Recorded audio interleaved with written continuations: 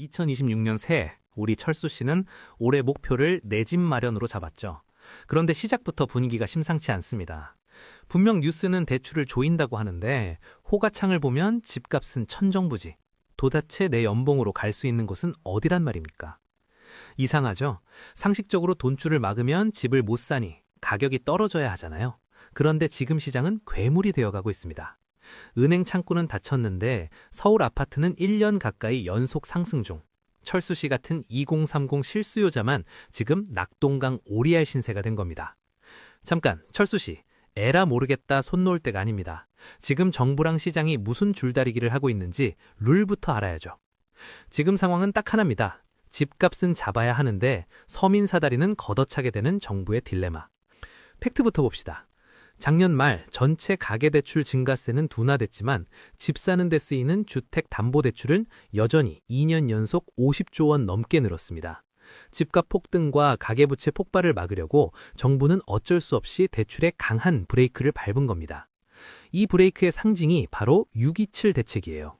핵심은 수도권 주택담보대출은 최대 6억입니다.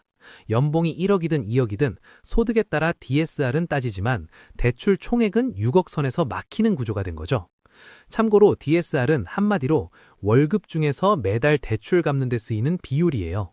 이 비율이 높으면 은행이 더 빌려주기 어렵다고 보는 거죠. 계산해 볼까요? 서울 아파트 평균 가격이 15억 원을 넘었고 중위 가격도 11억 원을 돌파했습니다. 이걸 15억 원짜리 예시로 잡고 보면 대출 6억 나오면 내 현금 9억 원이 있어야 집을 삽니다. 철수 씨, 통장에 9억 없죠? 게다가 10-15 대책으로 25억 넘는 초고가 아파트는 대출이 2억으로 확 줄었습니다. 사실상 대출에 기대서 서울 초고가 아파트를 사긴 훨씬 어려워졌다는 시그널이 확실해진 거죠. 그런데 이게 오히려 현금 부자들에겐 호재가 됐습니다. 어차피 그분들은 대출 안 받거든요. 경쟁자가 사라지니 강남 아파트를 줍줍하고 신고가를 찍는 겁니다. 이른바 똘똘한 한 채의 현상이죠. 지방 아파트 7채 팔아야 서울 강남 한 채 사는 시대. 자산 격차가 초양극화로 벌어지면서 2030의 박탈감은 역대 최고조입니다. 결국 철수 씨 같은 2030 세대는 선택을 강요받습니다. 서울 중심부는 포기, 노원, 도봉 아니면 경기도로 밀려나는 비자발적 유배가 시작되는 겁니다. 아니면 아파트 대신 오피스텔로 눈을 돌리죠. 갭 투자도 막히고 아파트도 막히니 규제가 덜한 곳으로 수요가 튀는 풍선 효과. 이것 때문에 주거 비용은 더 오르고 있고요. 사람들이 무리해서라도 지금 사려는 이유? 바로 공포 때문입니다. 2026년 이후 입주 물량이 눈에 띄게 줄어들 거란 공급 절벽 우려가 크거든요. 지금 아니면 영영 못 산다는 불안감이죠. 자, 상황 파악 됐나요? 정부는 대출을 더 조일지 말지 고민 중입니다. 지금 무리한 영끌은 자살행위지만 넋놓고 있다간 벼락거지 면치 못합니다. 현금 부자가 아니라면 전략을 바꿔야 합니다. 청약 틈새 시장, 경매, 혹은 외곽의 저평가 지역. 이제는 쇼핑이 아니라 전쟁 같은 공부가 필요한 시점입니다. 흔들리는 부동산 시장에서 중심 잡고 싶다면 구독 누르고 재용이랑 같이 공부합시다. 당신의 자산 사다리 제가 같이 잡아드릴게요.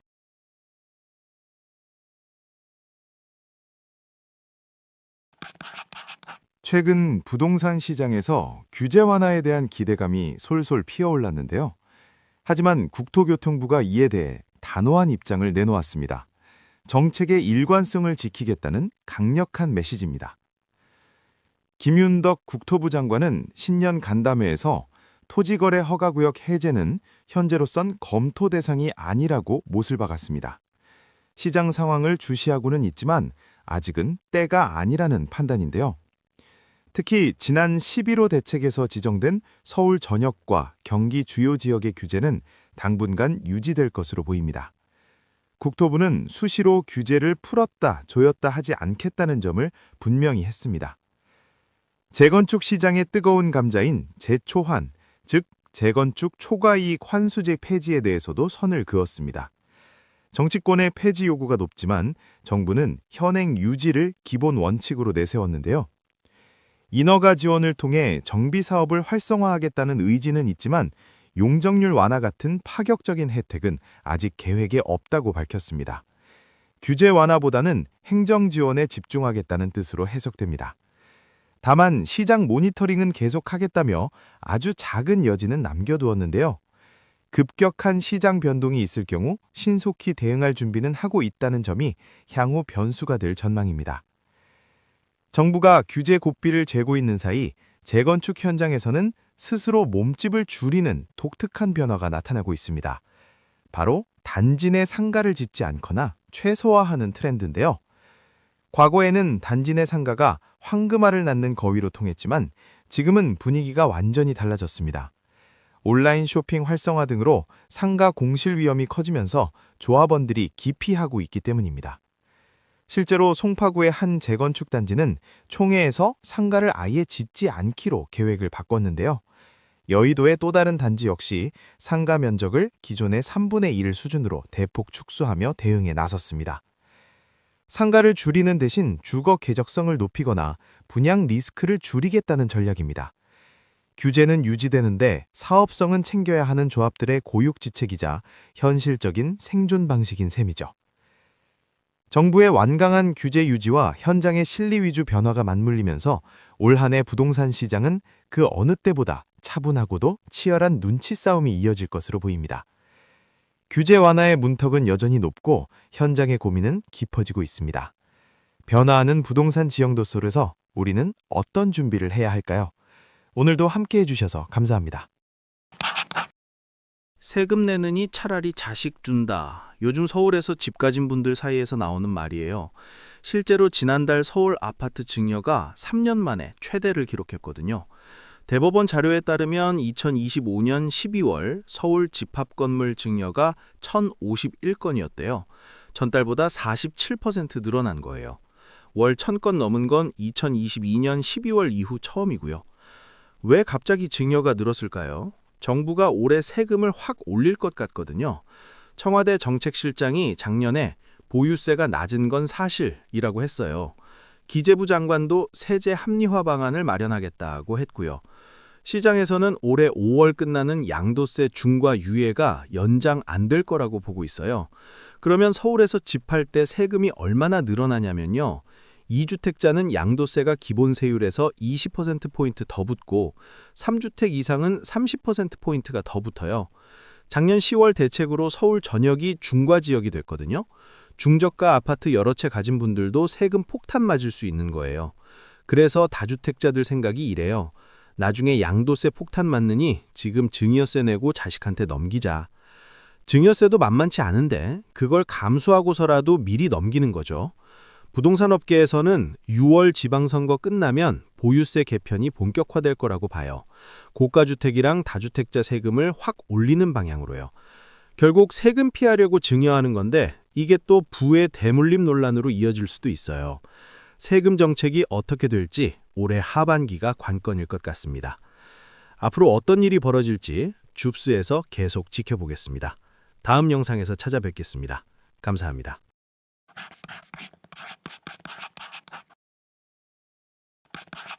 바이오 업계가 또 한 번 들썩이고 있습니다. 알테오젠이 조 단위 기술 수출 소식을 예고했는데요. 과연 어떤 내용일까요? 지금부터 차근차근 살펴보겠습니다. 알테오제마 전태현 대표가 미국 샌프란시스코 JP모건 헬스케어 컨퍼런스에 참석했습니다. 그는 기자들과 만나 막바지 조율 중인 기술 수출 계약을 이르면 다음 주에 발표할 수 있다고 밝혔는데요. 기존 계약과 비슷한 규모라고 합니다. 기존 계약이란 지난해 아스트라제네카와 맺은 계약을 말합니다. 그 규모가 무려 13억 5천만 달러, 우리 돈으로 약 1조 9천억 원이었죠. 이번에도 비슷한 규모라면 또다시 조 단위 계약이 성사되는 겁니다. 알테오젠의 핵심 기술은 ALT-B4라는 플랫폼입니다. 이 기술은 정맥 주사로 맞아야 했던 항암제를 피하 주사로 바꿔주는데요. 환자 입장에서는 병원 방문 시간이 크게 줄어들고 제약사 입장에서는 의료비 절감 효과가 큽니다. 전태현 대표는 지난해 창업자 박순재 대표가 이사회 의장으로 물러나면서 새 CEO가 됐습니다. 그는 미국에서 생화학 박사와 특허 변호사 자격을 모두 갖춘 전문가인데요. 기술과 법률을 동시에 이해하는 드문 인재죠. 사실 알테오젠은 지금 경쟁사 할로자임과 특허 분쟁을 벌이고 있습니다. 할로자임도 비슷한 피하 주사 기술을 가지고 있거든요.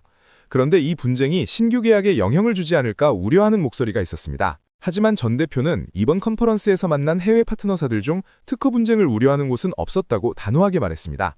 업계의 분위기가 알테오젠 쪽으로 기울고 있다는 뜻이죠. 그 근거로 최근 출시된 키트로다 큐렉스를 제시했습니다. 알테오젠과 미국 제약사 MSD가 함께 개발한 피하주사 항암제인데요.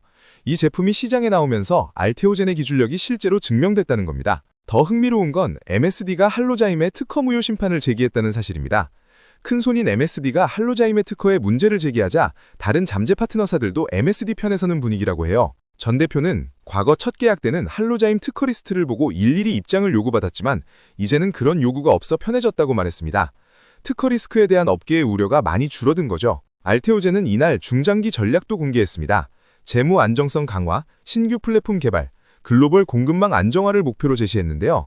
단순히 기술 수출에만 그치지 않고 종합 바이오 기업으로 성장하겠다는 의지입니다. 구체적으로는 현재 세계인 상업화 품목을 2030년까지 9개 이상으로 늘리겠다고 합니다. 하이브로자임이라는 또 다른 플랫폼의 신규 계약도 추진하고요. 내부 개발과 외부 협력을 동시에 강화한다는 전략입니다. 정리하면 이렇습니다. 알테오젠이 조단위 기술 수출을 눈앞에 두고 있고요. 특허 분쟁 리스크도 많이 줄어든 상황입니다. 게다가 중장기 성장 전략까지 명확하게 제시했죠. 바이오 업계에서는 이번 계약이 성사되면 알테오젠의 기업 가치가 한 단계 더 올라갈 것으로 보고 있습니다. 특히 미국 시장에서 MSD와의 성공 사례가 더 많은 파트너사를 틀어드릴 가능성이 크다는 분석이 나옵니다. 물론 아직 정식 발표 전이기 때문에 조심스럽게 지켜봐야 합니다. 하지만 알테오젠이 K-바이오의 새로운 역사를 쓰고 있다는 건 분명해 보이는데요. 다음 주 발표가 어떻게 나올지 기대됩니다. 피하주사 한 방으로 항암 치료가 간편해지는 시대, 그 중심에 한국 기업이 서 있습니다. 알테오젠의 다음 행보에 귀추가 주목되는 이유입니다.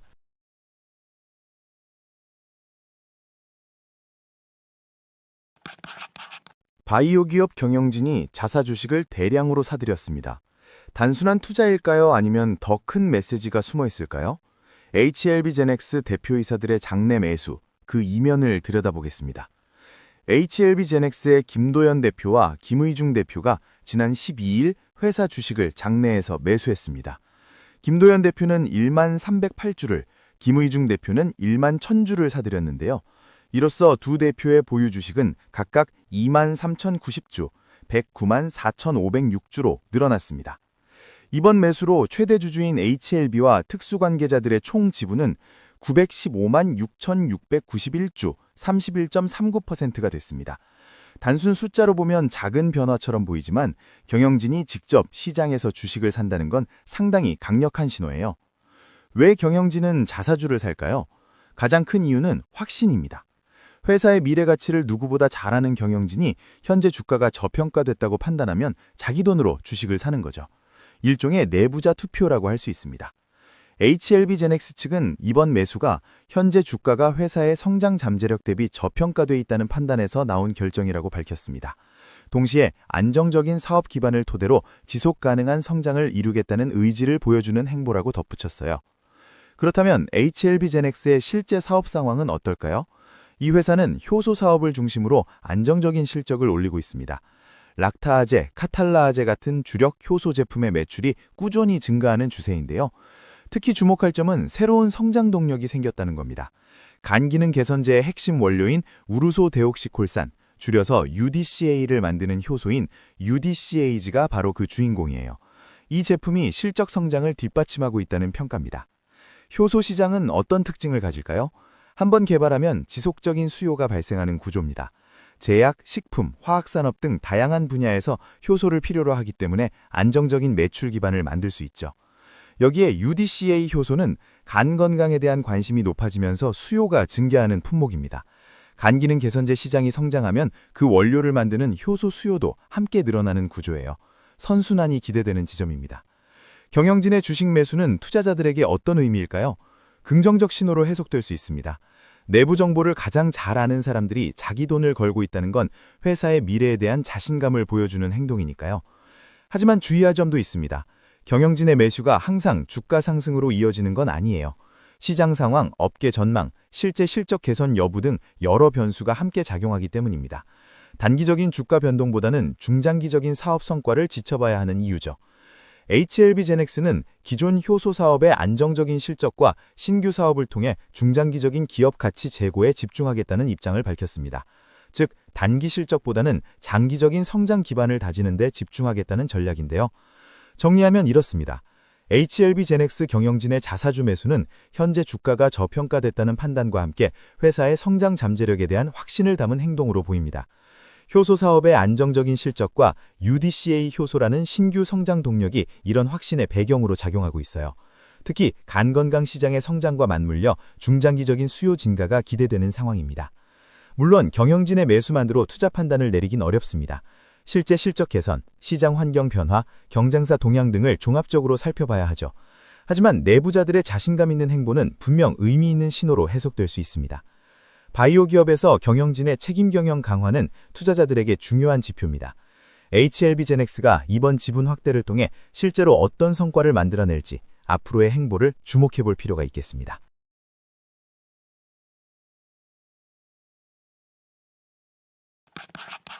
셀트리온 서진석 대표가 세계 최대 제약 투자 무대에 혼자 섰습니다. 아버지 서정진 회장 없이 처음으로 단독 발표에 나선 건데요.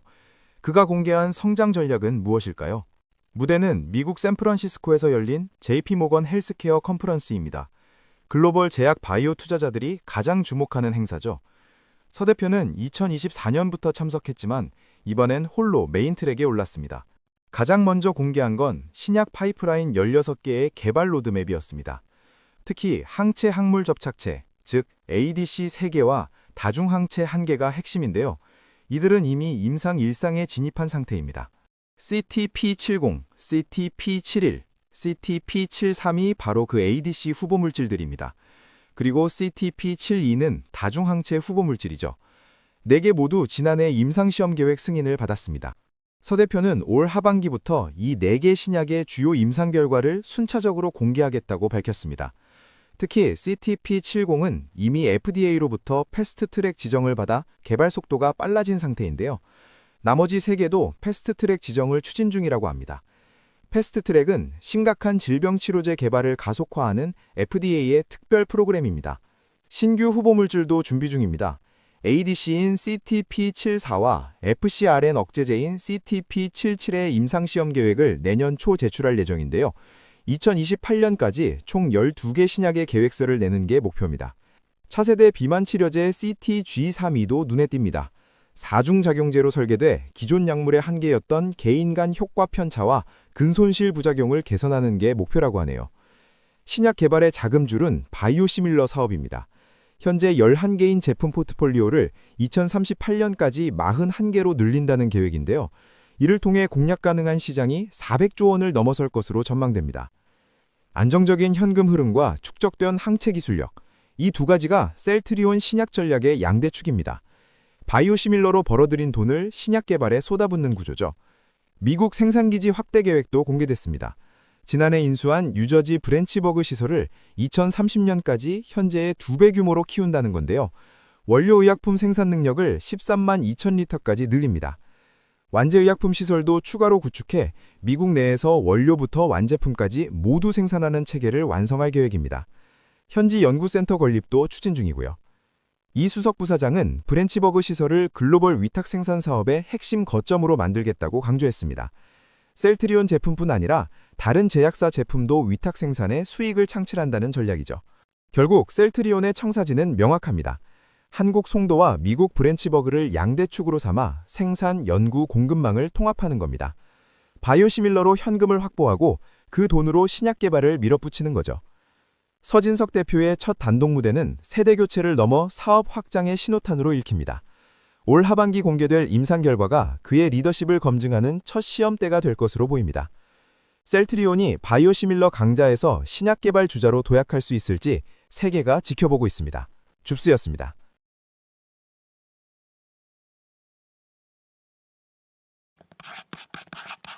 발톱 치료를 받았을 뿐인데 보험금 청구액이 무려 1,600만 원이나 된다면 믿어지시나요? 인천의 한 남성은 2년 넘게 70번의 치료를 받으며 회당 23만 원씩 보험금을 챙겼습니다. 단순한 치료가 아니라 병원에서 호화로운 네일 케어 서비스까지 함께 받은 것인데요. 최근 일부 병원들이 발관리사까지 채용하며 이런 신종 영업에 나서고 있습니다. 원래는 약을 먹으면 되는 치료지만 보험 청구가 쉬운 고가의 레이저 치료를 무리하게 권하는 건데요. 미용 목적의 네일 케어 비용을 의료비로 둔갑시켜 보험사에 청구하는 구조입니다. 그런데 왜 갑자기 이런 편법 진료가 늘어난 걸까요? 기존의 수익원이었던 백내장 등의 보험 심사가 까다로워졌기 때문입니다. 압박을 느낀 병원들이 규제가 덜한 문제성 발톱 치료로 눈길을 돌린 건데요. 이른바 돈이 되는 곳으로 물리는 풍선 효과가 나타난 것입니다. 데이터를 보면 심각성이 드러납니다. 지난해 문제성 발톱 치료로 지급된 보험금은 92억 원으로 전년보다 36%나 급증했습니다. 특히 동네 의원급에서의 지급액은 44%나 폭증했는데요. 특정 병원들을 중심으로 조직적인 과잉 진료가 이뤄지고 있다는 신호입니다. 병원의 꼼수는 이뿐만이 아닙니다. 정부가 과잉 진료의 주범인 도수 치료를 집중 관리하겠다고 하자 기상천외한 우회로가 등장했는데요. 병원 컨설팅 업체들은 도수 치료 가격은 낮추는 척하면서 대신 규제가 없는 체외 충격파 치료비를 2배로 올리라고 조언합니다. 예를 들어 도수 치료 10만 원과 체외 충격파 10만 원을 받던 병원이 있다고 해보죠. 정부 눈치가 보이니 도수 치료는 5천 원짜리 운동 치료로 바꿉니다. 대신 체외 충격파 가격을 슬쩍 20만 원으로 올리는 식인데요. 병원 수익은 그대로 유지하면서 감시망만 빠져나갑니다. 이런 문제는 결국 실손보험 적자라는 거대한 부메랑이 되어 돌아옵니다. 지난해 실손보험 손해율은 120%를 넘어섰고 적자 규모는 3조 원에 육박할 전망인데요. 4천만 명이 가입한 국민보험의 근간이 일부의 의료 쇼핑과 병원의 탐욕 때문에 흔들리고 있습니다. 더 큰 문제는 내가 과잉 진료를 받지 않아도 내 지갑이 얇아진다는 사실입니다. 보험사는 적자를 메우기 위해 올해 보험료를 평균 7.8%나 올리기로 했는데요. 대다수의 선량한 가입자들이 일부의 도덕적 해이 때문에 발생한 비용을 공동으로 떠안게 된 셈입니다. 전문가들은 이제 정부의 강력한 가격 통제가 필요하다고 지적합니다. 과잉 진료 우려가 큰 비급여 항목들을 건강보험 관리체계 안으로 신속히 편입시켜야 한다는 건데요. 장기적으로는 비급여 관리법 같은 법적 근거를 마련해 병원들이 항목을 갈아타지 못하게 막아야 합니다. 우리가 주목해야 할 대안은 비급여 진료비 공개 제도의 활용입니다. 병원마다 천차만별인 가격을 미리 비교해보고 상식 밖의 고액 패키지를 권유하는 것은 의심해봐야 합니다. 또한 많이 쓰는 사람에겐 할증을, 안 쓰는 사람에겐 할인을 주는 제도 개편도 힘을 얻고 있습니다. 투명한 의료 생태계는 정부의 규제와 소비자의 현명한 선택이 함께 가야 완성됩니다.